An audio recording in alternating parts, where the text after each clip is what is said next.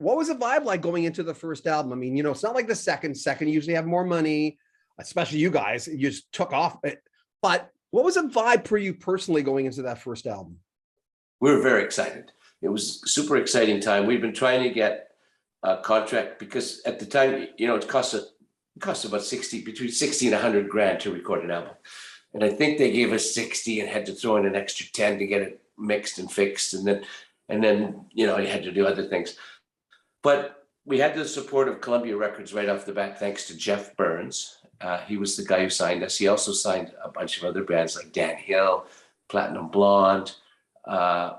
He's pretty close with our good buddy who's playing keyboards in Styx right now. Do you know who that is? Of course, Gowan. Yeah. Who recorded his first album at Ringo Starr's house. Right? Yeah. So anyways, I think he goes back. Jeff Burns got us a really good deal.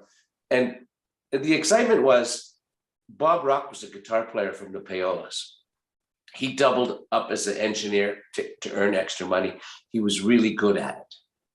And but he was new, like his first, real album.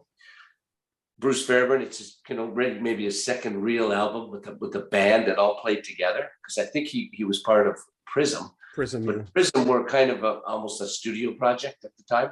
They used different guys from different bands and got the sound. But with Loverboy, we all walked in the room, we all plugged in, and we all started playing. And he had the sense just to hit record and just let it happen. And we don't really know why, but we got a lot of piss and vinegar back in those days. And we were very excited to be in the studio. I mean, the studio was where we really wanted to be. That's kind of when you start a band, you really want to get in the studio and cut a record. Because when you cut a record, you can play it. And when you play it, it's something that you've created. It's like a painting. So, we were very excited. It was like, we were totally blown away. I ran to work every day going, yeah, this is going to be so great. I couldn't believe how exciting it was. And we had this big studio and it sounded great.